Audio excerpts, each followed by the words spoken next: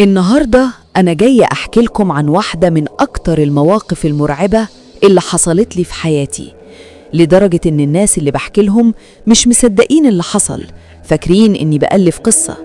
بس بعذرهم، أصلاً لو حد حكالي القصة دي أنا برضو ما كنتش هصدقها. البداية، الطريق المظلم. كان يوم 1 أغسطس 2025 وأنا مسافرة من القاهرة لأسيوط أحضر فرح واحدة من أعز صديقاتي. عشان دي كانت أول مرة أروح فيها أسيوط، كنت متابعة مع صاحبتي على اللوكيشن لحظة بلحظة عشان ما تهش.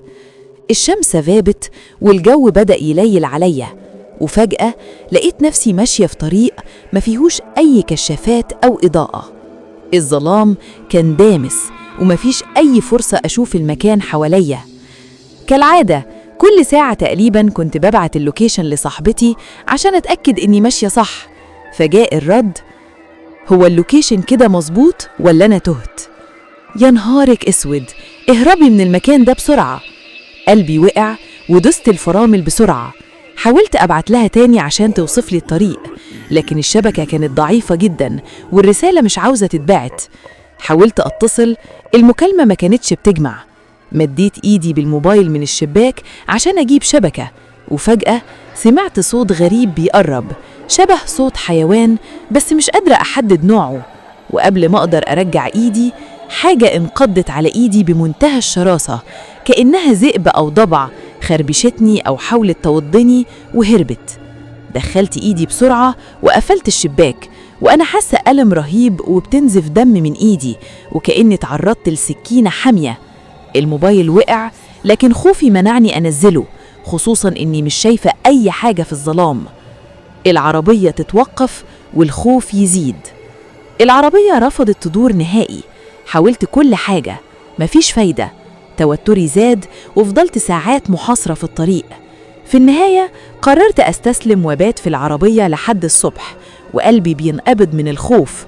كنت قاعدة حس كل ثانية كأنها ظهر، وفجأة سمعت خطوات رجول جاية من ورا العربية. الغريب إني مقفلة العربية كويس، لكن الصوت كان واضح جدا والدم بدأ ينشف في عروقي من الرعب. لقاء عزام المخلص. لقيت حد بيخبط على الشباك وظهر قدامي شخص. الجو مظلم، ما كنتش شايفة ملامحه كويس، لكن كان بشر طبيعي.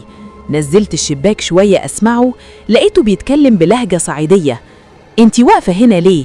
محتاجة مساعدة؟ روحي رجعت لي، فرحت واطمنت. حكيت له اللي حصل وافتكرته هيساعدني. طلب مني أفتح الكبوت، وبعد ثواني قليلة العربية اشتغلت من أول مرة وكأنها ما كانش فيها أي مشكلة. عرفني على نفسه، اسمه عزام، ساكن المنطقة. المستغرب قبل ما يجاوب على أي سؤال بياخد شوية ثواني، كأنه بيستوعب كل حاجة قبل الرد. وما بصليش طول الطريق، فقط بيبصص قدامه، شال على دماغه. الوصول للمكان الغريب. وصلنا، سمعت صوت طبل وزمر بعيد، حسيت إن ده المكان اللي فيه الفرح. نزلت من العربية. الغريب إن الموسيقى كانت غريبة جدا، مش زي أي فرح حضرته قبل كده. قلبي كان بينقبض من الصوت ومن الجو المريب حواليا. دخلت البيت، عزام سابني.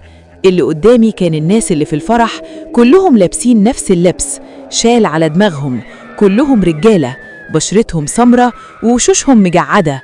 الغريب إن الأغاني اللي بيغنوها كنت حاسة إنها مش طبيعية، حتى ضربات قلبي زادت من غير سبب. الرعب يشتد. طلعت على السلم في الدور التاني، حجارته مش طبيعية زي السلالم القديمة. لقيت عزام قاعد وسط دايرة من الناس اللي بيعزفوا ويغنوا، لكن مجرد ما التفت حس بوجودي. عينيه شكلها رعبني، قلبي كاد يتوقف. الناس فجأة قامت ترقص، الرقص كان غير طبيعي. الملابس اتسقطت وظهروا أجسام كلها شعر أسود، كائنات مرعبة مش بشر. نزلت أجري، حاولت أروح الباب اللي دخلت منه، لكن اختفى وبقيت متحسرة. شفت أوضة صغيرة شبه الحمام، جواها كائن مرعب، شعره كله أسود وراس كلب بعيون حمراء. بدأت أنهج بسرعة، جسمي بيتحرك لوحده، وفجأة عزام ظهر وقال: مبسوطة معانا في الفرح؟ صرحت: ابعد عني، انت جن. ضحك ضحكة مرعبة، البيت كله بدأ يتهز، طوب يسقط وأنا بحاول أتهرب.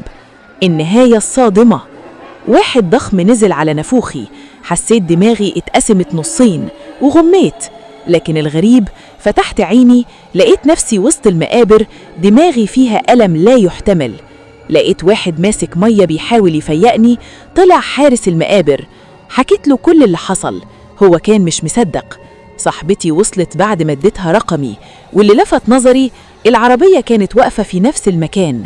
المقابر بعيدة حوالي 8 كيلو عن المكان اللي كانت العربية فيه. مش معقول إني مشيت كل المسافة دي. حد منهم قال لي كنت في فرح من أفراح الجن. الصدمة والذهول اللي حسيت بيهم يومها لسه مأثرين عليا لحد دلوقتي. حتى دماغي ساعات بيجيها ألم مش طبيعي ومش فاهمة سببه، ومش عارفة كمان إذا كنتوا هتصدقوني ولا لأ.